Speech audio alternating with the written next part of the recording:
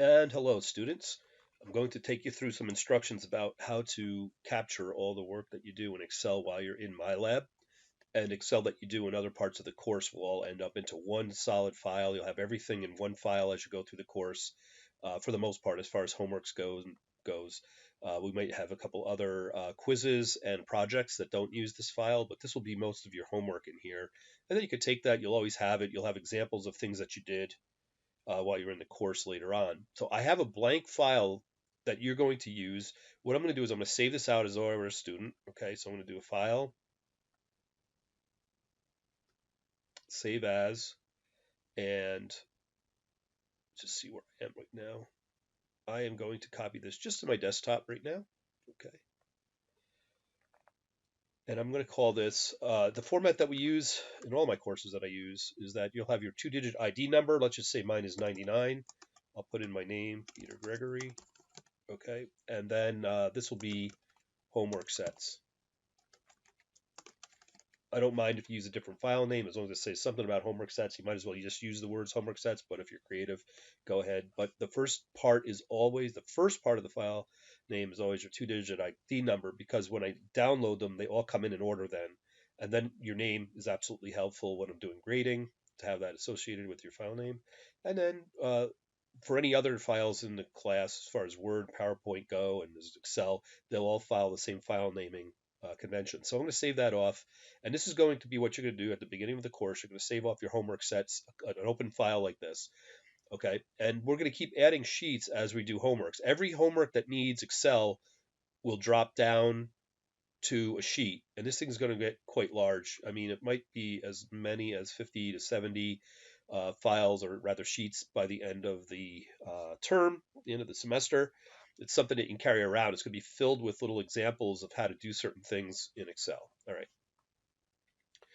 All right. So what we need to do, what I want to show, the main part of this video is to go over to, let me close this out for a second. I'm going to come back over to, this is my dashboard for setting up homeworks and quizzes and things inside MyLab. So I am going to pick a certain problem here that I know has a file associated with it. So here we pick 41169 as a problem, and I'm going to work it as a student. So it shows you what your view is. Okay, this is like your view here, all right? And so you'd have to run the numbers and then plug them in here and hit enter and get graded on it, and check your answer, and et cetera, et cetera. But what I require is everybody to save off your Excel files and post them for each of these homeworks, so I can glance over your work and just verify that you're actually doing the work. Make sure you're doing it. If I catch any issues with if you have an incorrect answer, or I see something you're doing wrong, I can always address it, or you can talk to me about it in class. Okay. So for these problems in MyLab, this is Pearson MyLab for James Evans, third edition of Business Analytics book. You click on the icon for the data table here, and there's a very kind of non-attention getting or very nondescript little icon up here that you need to click. We're going to click that to copy it. And for right now, we're just going to copy it. We're going to actually open it in Excel. So it's going to give us a file. Notice it just downloaded here. I'm going to click on, all you have to do is click on that file. It's going to open it up. We're standing by to let it open up. For the most part, whenever Excel, we get a downloaded file, it gives you an alert that makes sure that this is something you really want to open. So these are pretty safe. They came out of Pearson. And so I'm going to say enable editing. You pretty much can't do anything unless you do enable editing. Okay, so don't do any work in the downloaded file. I'll leave it up to you. You can ask me a little bit about it if you want better file organization on your hard drive. We could talk about where to store this and such, like you can get back to it. But this is a very typical file that you're going to work with. And what you're going to do is for every one of these files immediately just click inside and do a Control A, and Excel will look for everything that has cells kind of contiguously or continuously around the cell. And so grab the active data, we do a Control C, and we're going to copy that over to this master file. This is really your master file here.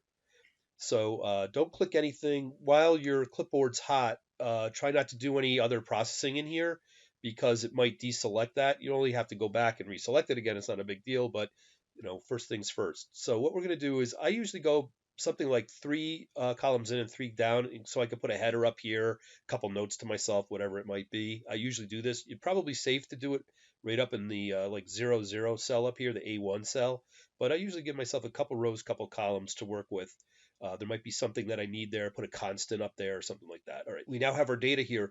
Immediately after that, we want to put in here that it's problem 4.11. Whatever it is, 69. So for our case, it was 4.11.69.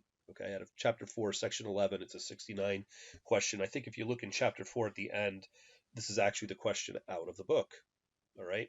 So you're going to go ahead and you're going to do your work, and then this is from where you're going to do your copy of your data out of here into the solution back in MyLab.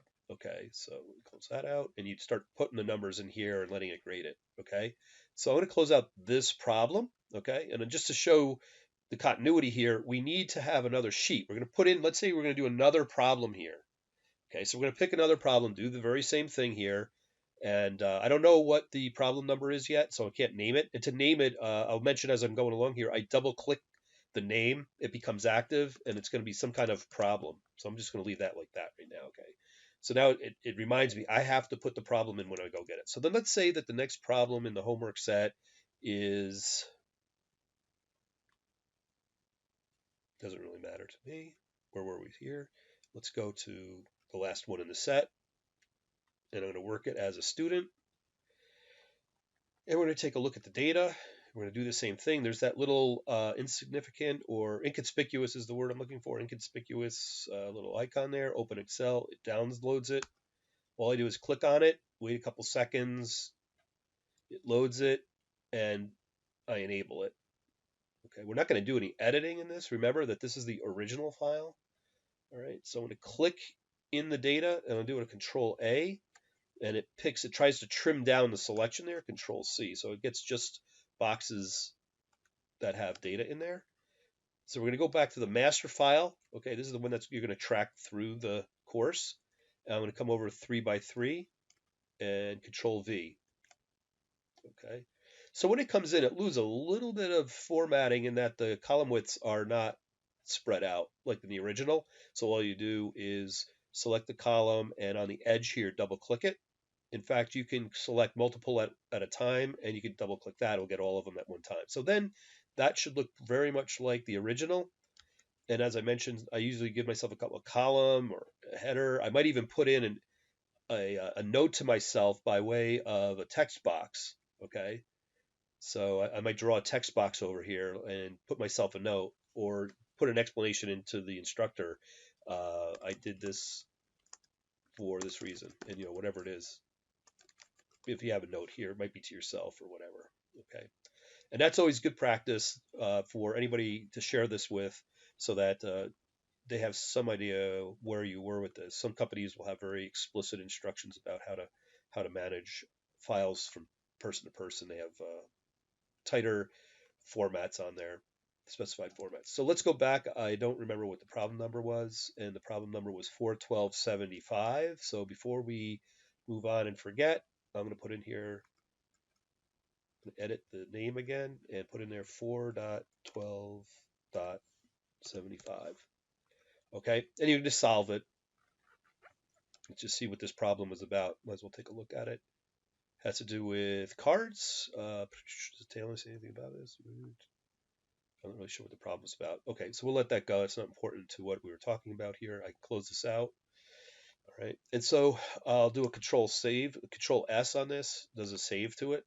All right, so as you go along, Control Save, and I guess it's Command S if you're using a Mac. And just a reminder that you should be using the latest version of Excel. Get your free copy by calling or visiting the IT Support Center in the lowest floor of Aquinas. It's technically the ground floor, and go there or call them, and they'll give you a code.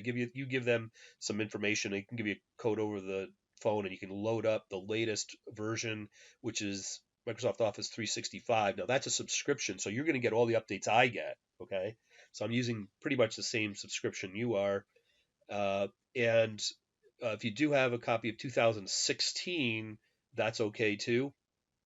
Maybe you're using a work computer. where it's been loaded, it's 2016, you don't want you changing anything. As long as it's 2016, which is I think just a purchased version of it, sits on your computer. I don't know how the updates are done, but now they use the cloud kind of support for it, which is Microsoft Office 365. So hopefully that was some help to you about what this is going to look like. You can just keep adding tabs. You just hit the little plus number, you double click on the name, and you type in the name. Okay. That's it for now, and we'll look forward to seeing you in the next video or in class.